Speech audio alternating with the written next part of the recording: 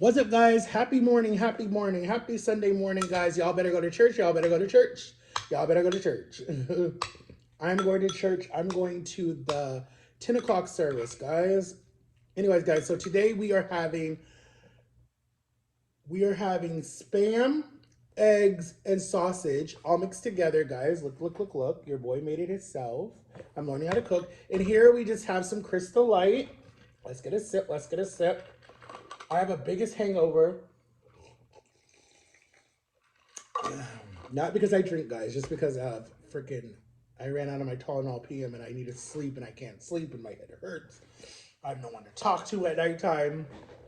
Anyways, it is what it is. It's just funny because when my son, let me say grace, dear God, bless his food, bless his time, in Jesus' name, amen.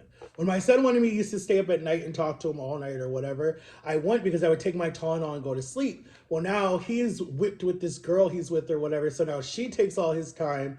So it's like, now I'm up and I can't talk to him, and then I can't talk to anyone else because Jama's working.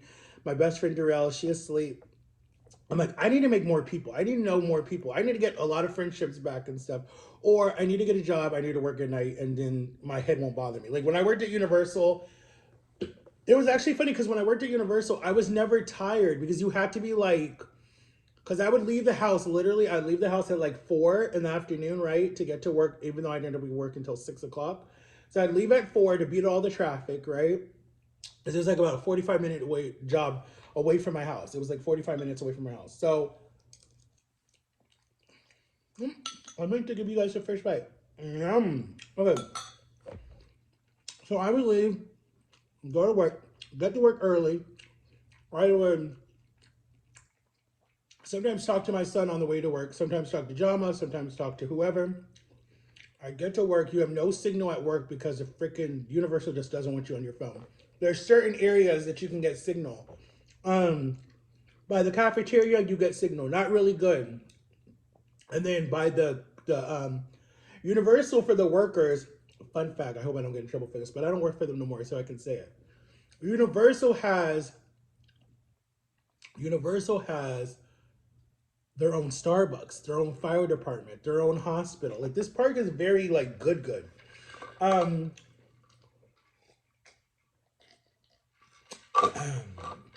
I'm gonna tell you guys some secrets. I have not done this because I worked for Universal, but I'm gonna tell you guys some secrets. I hope I don't get in trouble, but I don't work there no more. None of my coworkers follow me. Oh my god. Oh my god, do not get GERD's disease. It's annoying. I hate it. So anyway, so I would get to work early. I'd be in the cafeteria. Then so I left the house at 4:30, right? And I worked until midnight. So I would work from 6 o'clock all the way until midnight. Watch all my coworkers go home, pretty much all of them. There'd be like four of us to keep the ride going, right? And then one manager that would be on site. And then the rest of the park would still be open because our park would stay open, guys. Our park stayed open, especially during the summer and especially during Halloween, like October to December. A lot of companies like Tesla rented us out. Um, Fun fact: I met what's her face from the Marvel movie. I forget her name. She came. Her family loves it. Our park worked a lot with Jimmy Fallon, his TV show. He has a ride there. He comes on the thing when you go to the interview when you go to the interview and the what do you call it? When you go to the what do you call it? Not intervention. It's called the job, whatever you got to do to get ready for work, and you get paid for it. Um, he comes on the screen and he shows you, and you make money. But anyway, so I would work from 6 until midnight, and then our park would officially close at midnight. Our park was officially closed. Our ride would officially close at 1:15. So we would tell everybody, hurry up, get your rides in, whatever. And then 1:15, because what we would do is we'd be open regular hours, right? From like the park would open from the morning until like about 8 o'clock, and then the park would close for guests, right? People who rented out the park, at they would come in at 8 o'clock. So we would close regular for everybody, normal people, at 7 o'clock. The people who rented out the park would come in at 8 o'clock. So we would have to clean up our ride, do whatever we had to do, get ready, get it refreshed. And then the people would come in who have rented the whole park, like Tesla, I told you, people from the Magics, different celebrities would rent out our park. And I'm like, why would you want to keep the little Cat in the Hat ride open? This ride is so boring, right? When you got Harry Potter World, you got Jurassic Park, you got the Hulk, you got Spider-Man. But for the little kids that was their dream ride when they were, they can't do all the hard rides because they're not tall enough. They would come and do our Cat in the Hat ride. And then a lot of people would get high or drunk, or because our ride was kind of like 3D, kind of like if you're high, you'll feel like you're in some type of like crazy world because of all the things that pop out at you and all this stuff. Our ride was a little creepy. I was a little scared of our ride. Like if it got stuck and you had to walk that, nah, man, it was kind of creepy.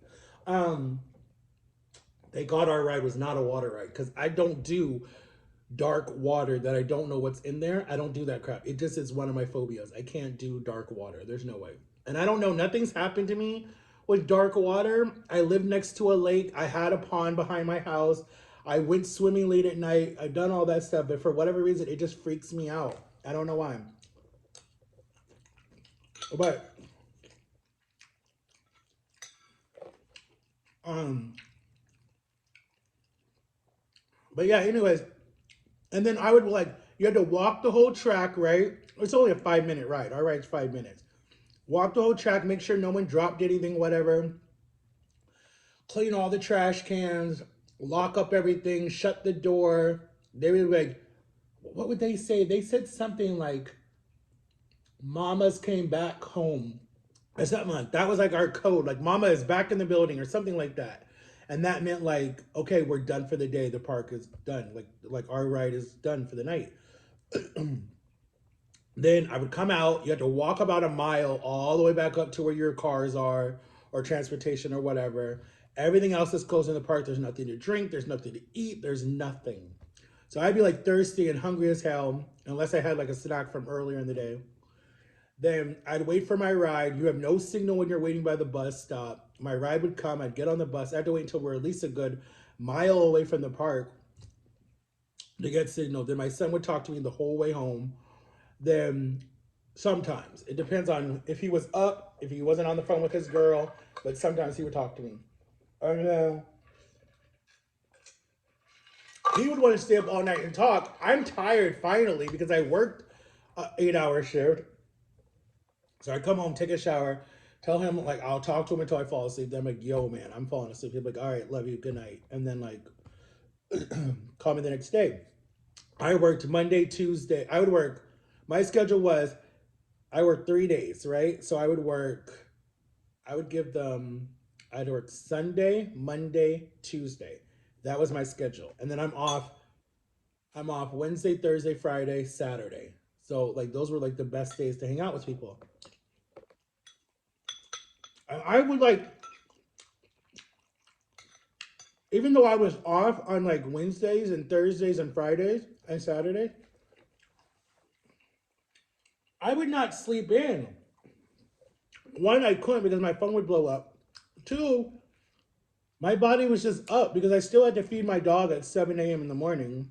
So I was up. So that's why I'm like I remember when we were taking care, like when my niece stayed with us a lot when she was growing up because her parents were working. And we raised her from like 18 months until like when she started school at 4, right? And I even remember this with my son too.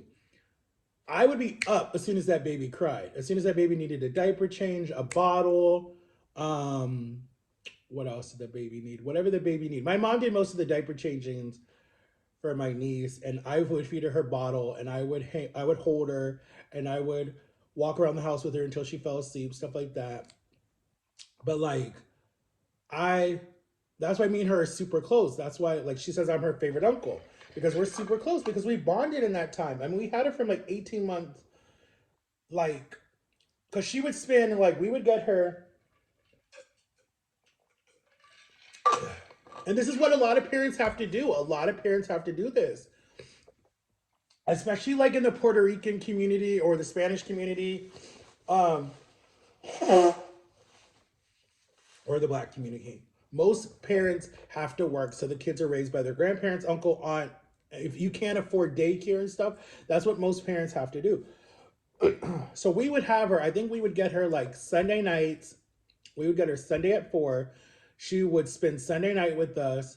She would, I want to say she'd go home Monday morning, spend time with her parents. Then she'd come back Monday night, spend Monday night with us. And then Tuesday morning, her other grandmother would get her, and her other grandmother would have her. If I have this mistaken, I might have mistaken. Um, if I'm not lying, guys, it saved me and my baby brother and his wife's relationship because we were not talking at all. Up and down roller coaster, right? But I took care of their babies so well, like so well, like she was my own child. That when she got to the point where she could start speaking, everything was Matt, Matt, Matt, Uncle Matt, Uncle Matt, Uncle Matt. So I don't know if it weird them down, but the first time I knew that there was some hope was when I went to Texas for 3 months, and I would still try to talk to her because I would try to FaceTime my mom when I had time and my cousin wasn't like down my throat. I would try to FaceTime my mom because I knew that the days that they had her, and I would call her and she would see me and she would smile and get so happy. And she couldn't really talk that well yet because she was only like 1 or 2 at this time. And I would smile like, Uncle Matt misses you. I love you, blah, blah, blah, blah. And then she would be like, she'd wave and she'd smile when she would see me. And she'd get really sad when I had to go and stuff like that. And so my brother asked, "Where's Matt?" or something like that. And then my mom told me, "Matt, Micah was asking about you or whatever like that." And I was like, "For real?" I'm like, "Why didn't he just call me or whatever?" And then they started like saying hi, bye, stuff like that, having conversations, different stuff like that would come over. We would talk. I remember they got me something. It was for like Christmas of 2021 or 2022 because I wasn't here for Christmas of 2021. I was in DC. Um, they got me something, but it was really cool. We started a relationship. And then when I took care of my son, I did everything for him. I bought the diapers. I We worked on everything, potty training, we worked on manners, we worked on respect. Yes, ma'am, no, ma'am, yes, sir, no, sir. Thank you, no, thank you. Still working on that for a 14-year-old. He should know, but I ain't calling you out. I'm not calling you out, but you should know. But he's okay, he's fine, he does it. Um, but we bonded too because it was like I'm telling you, when he would see me, like he didn't even know I was coming or he knew I was coming or whatever. His mom would be like, "Hey, look," and then he would look and he would drop whatever he was doing and run and give me like the biggest hug, like he's never seen me in like 5 years.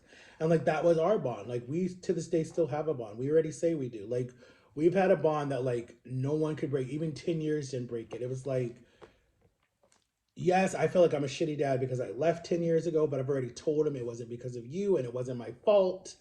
I told him whose fault it was, but she's already apologized for it. I'm not mad at you, Nana. I'm not mad at you. I know what you were doing. You were doing that to help him out. But anyways, um, but like he's my son. I'm his dad. He already calls me that. He calls me his stepdad because he's white and I'm black. And I'm like, dude, have you ever heard of light skin? Like, hello, like basically, I am because I've been in your life from day one. Like a lot of her boyfriends that would come in the picture when I was still in the picture as best friends, they couldn't deal with him. Like they did not know how to deal with kids. Like they literally were like men that I don't know. Like I don't understand. Like to me, this is just because maybe I was homeschooled, I was raised on a farm, or I was raised around a lot of people.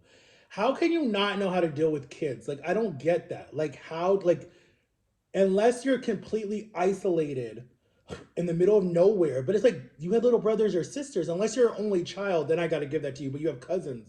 It's like, how do you not know how to deal with a child? Like, if a child is crying, why do you hold them out like this and you're like, oh my God, I don't know what to do with them? It's like, you're supposed to hug them, see if they need a diaper change, give them a bottle, give them a pacifier. I don't know. Make them laugh, something. Like, I don't understand how people are just like, oh, I don't know what to do. It's like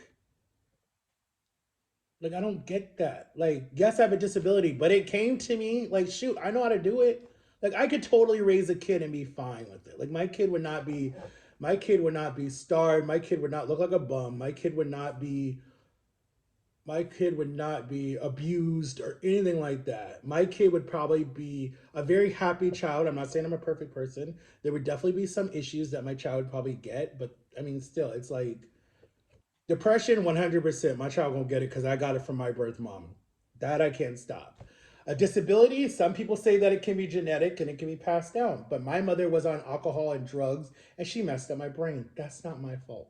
That's not my fault. So when people want to judge you for it and make fun of you, because, oh, you can't spell, you can't do this, you can't do that. It's like, instead of making fun of the person, encourage the person and be like, dang, I'm very proud of you that you can pay your own phone bill. You can take a flight on your own. You can manage your money, you can get a job, keep a job, like all that stuff. Like, you would think people would encourage you, but some people are not mature yet, you know. But anyway, it just came to me naturally because, like, when she was having her baby, right, my wife, my girlfriend, my son, it just came naturally to me. Like, I don't know, like, I think the reason I stayed in that relationship the longest was for him too. And I've told him that. I said, because I wanted to make sure that you were okay and you were safe. I think that that was why I stayed. And I was connected to you and I was connected to her. It goes both ways. It's not just one sided, it was both ways. I stayed in that relationship for both of them. Both of them. I did. But she wasn't the first baby mama drama that I dated. My girl before her was this girl named Alex that I dated that we went to University High School together. We went to Timber Creek High School, or I went to university with her. She came right before this house was built and I moved to Timber Creek because we were zoned for this area. We stayed good friends. She had a 5-year-old daughter. Her baby daddy was in prison in Miami for some drug charge, and then she was pregnant with their second baby when I met her. And I was there for both babies. That 5-year-old, oh my God, that 5-year-old loved me to death, like to death. And her father was a firefighter and her mother was a police officer. Or her stepfather was a firefighter and her mother was a police officer. And they loved me to death. And then her older brother loved me to death. And I don't even know where she is today. Like, Alex, if you see this, hit me up, girl. I don't know where you at. But like, we were friends. Like, best friends. We laughed, we joked around. I remember the day my mom came to pull me out of the school. She waited like the whole day. She waited the whole day when my mom pulled me out of University High School to transfer me to Timber Creek. She waited upstairs in the in the room, and then when I came out, she like gave me the big hug, had like balloons, had chocolate, my favorite soda at the time. Was like, we're not gonna stop being best friends. You're still my best friend. She's like, just because we're at different schools, we are still gonna hang out, and we did. We hanged out a lot of times. She came to my youth group stuff, everything. I remember my youth group, everyone was surprised that I had a girlfriend, right? Because you know how society is or whatever, right? They think ugly people can get girlfriends. So our church did this thing called a lock-in, right? Basically, you're locked in the church overnight. You can play video games, eat all the food you want, stay up all night. Technically, you really can't because it's whenever the youth group, when the pastors and stuff get tired, the kids got to go to sleep, so nothing happens. Girls on one side, boys on the other side, right? You can't, and we would pass notes and everything. It was so high school, but and we were all in high school. So, anyways, most people would be on their phones, the iPads, everyone had flip phones, but people could text. So everyone would be texting their girlfriend or whoever was on the other side, right? And then in the morning you would have breakfast, whatever. So when Alex came with me, we went. And then her parents watched the kids and we went. And it was her first time like away from the kids. Basically both of ours first time because they did every dates with us, everything. So anyways, it was kind of weird because we were so used to the kids being with us. And we went and we had the best time ever. It was like one of the funnest dates because there were like video games, there was like um bungee jumping, there was like box, there was so much. Like this church was the bomb. It was fun. It had everything at that time that kids were into in the early 2007. Like everything kids were into. Halo was big at that time, racing was big at that time, like everything was big at that time. Ping pong was big at that time, dodgeball was big at that time. We had dancing, we had music, we had food. Like we just had the best time ever, me and her. And everyone's like, "Oh my God, Matt actually." Well, my nickname in the church was Biggie, right? Because I told you everyone said I looked like Biggie Smalls. So it was like Biggie actually has a girlfriend, man, and she's really pretty, and like everybody was looking, and everyone was shocked and everything. Um, I know like the gay people thought I was on their side because of the way I talk or whatever, and then the people that were like, "Nah, he's just too ugly to get a girlfriend." Like they were laughing and they were like, "Shut up." They were like, "Damn, dude." And then she was like, "I like him because of who he is. I love his heart.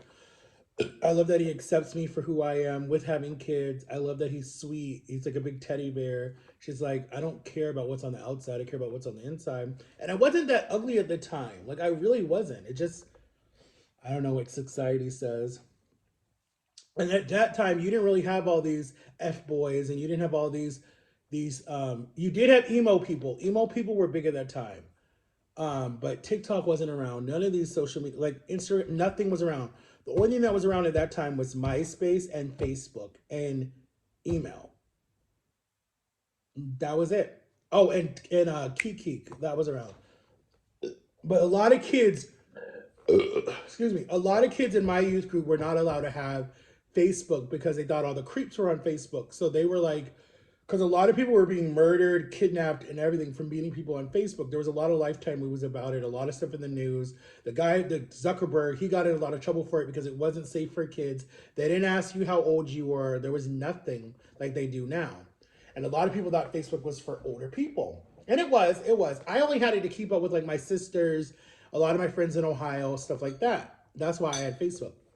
And then when I came down here, a lot of my friends had Facebook, but they snuck it. Like a lot of people, like my parents didn't even know I had Facebook for like the longest time, and I had two accounts, and they didn't even know I had MySpace either. So they want to say I'm retarded, dude. I snuck stuff my parents didn't even know about. Until way later when I told them, they didn't care. They were just like, "Well, if you're safe." I mean, they checked it every night, but they didn't care.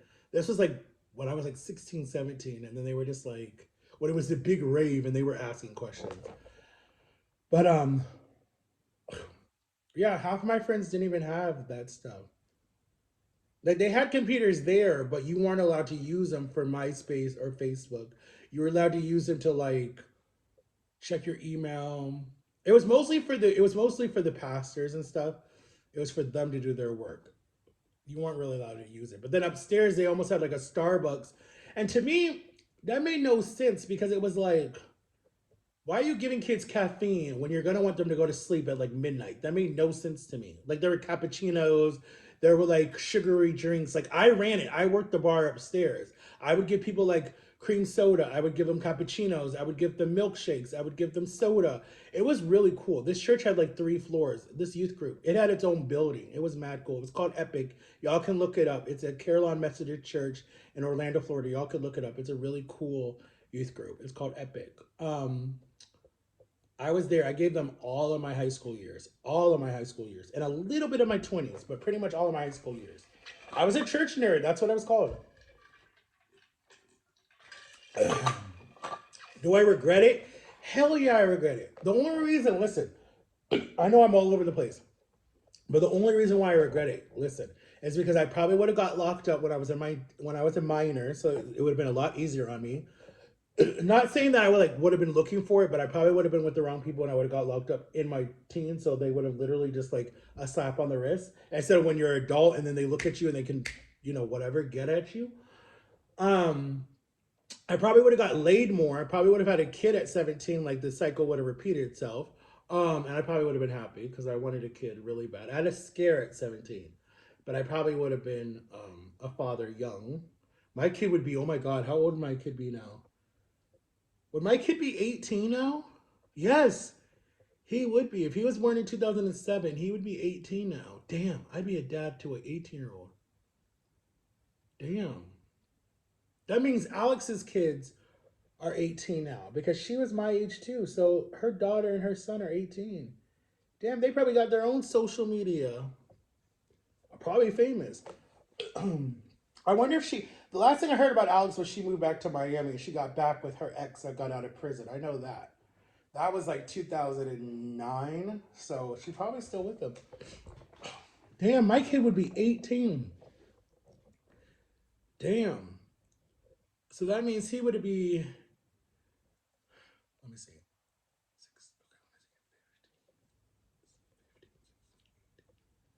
So he would be 3 years older than my son right now. So he would have been 3 when my son was born. Right? Yeah.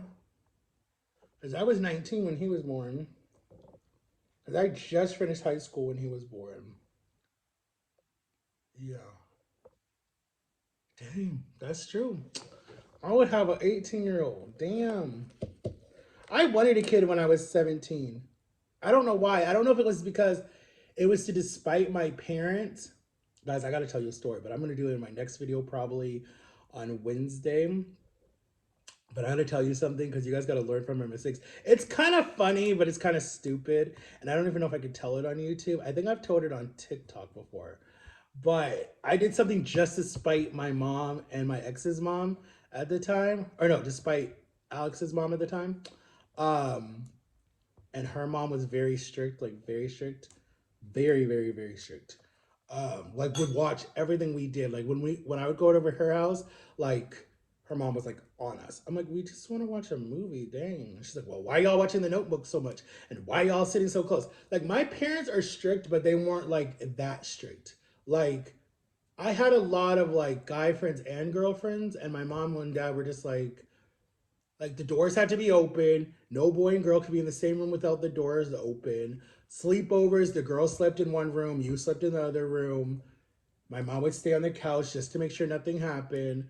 Let's see what else. What else? But yeah, my parents were not that strict. They definitely were not that strict growing up. But then my older 4 siblings were like, we weren't even allowed to have sleepovers. Mom and dad were a lot lenient with you, and I'm like, huh, please. I'm like, yeah, but you all didn't go through what I went through. I don't know. I kind of wish for younger parents sometimes because I feel like it's good to grow up with your parent because it's like instead of your parent being older and I don't know. That's a good question. In the poll, guys, say what age your parents are. Is it cool to have older parents or is it cool to have younger parents that you can grow up with? Because I guess society try to puts it like younger parents try to be their kids' best friends and then there's no type of like respect. And I can see that. I can see that now. Older parents, it's like, this is the rule, this is how it goes, and there's nothing else. And I'm like, society is just wrong in certain sense. Like, you can be a Christian, but you don't have to be a stuck-up Christian. You can be, you can be, okay, we'll use the example. We can use the example. Some parents want to spank their kids, some parents don't spank their kids. Society makes it seem like if you spank your kids, you're beating your kids.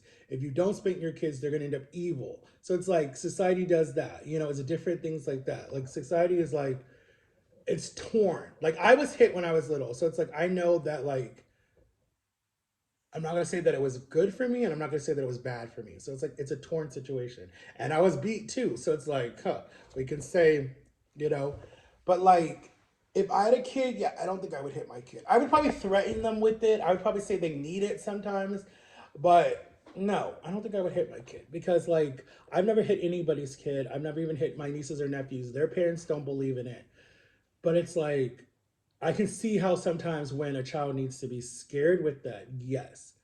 But if it doesn't work, there's different ways to discipline a kid. Like if you take away their phone, if you take away their stuff in their bedroom, if you, because I remember when I got in trouble one time when I was older, when I was in high school, after my parents stopped hitting me. They stopped hitting me when I was like 12 or something. But I remember my dad used to take away our stuff. He would call it toys. This is my toy now.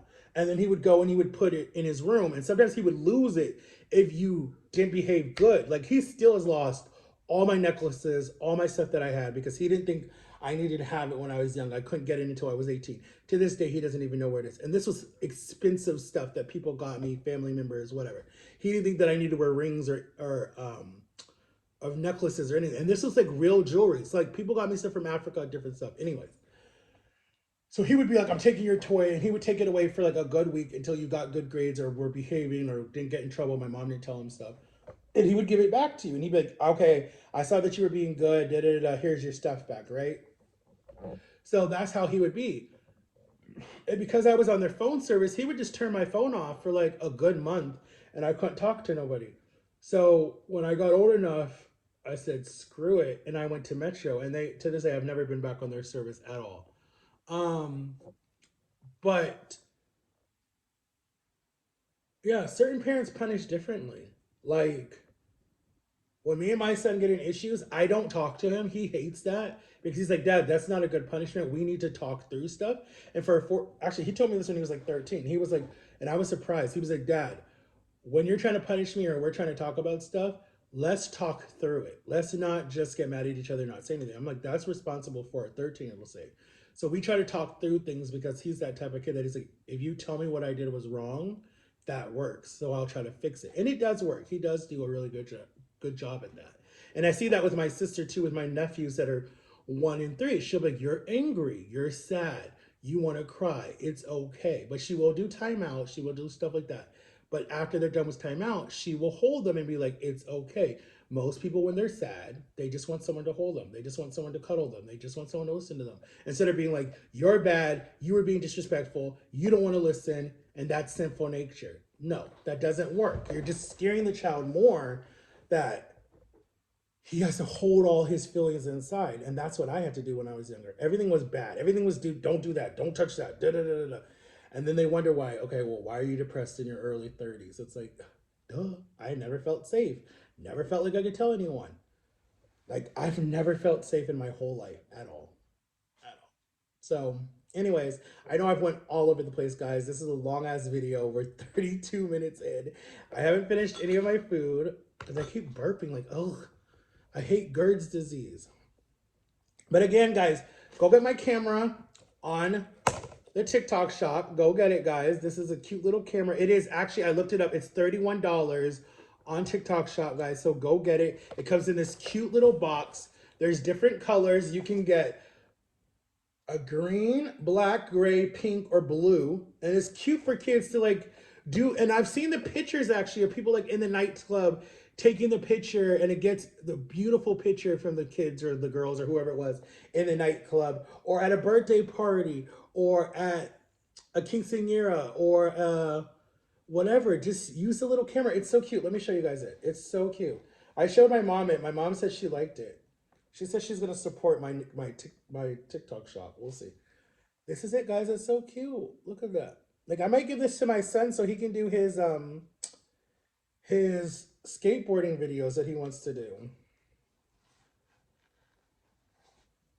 Anyways, all right, guys, I love you. Make sure to like and subscribe, turn on my notification bell, and let me shut up and get off this camera because some people say I talk too much.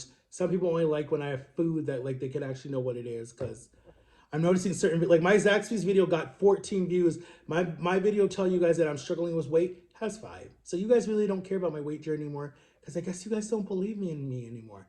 It's okay. That right there proves to me that I don't need to lose weight. If I die, I die. Who cares? Bye, guys. Peace out.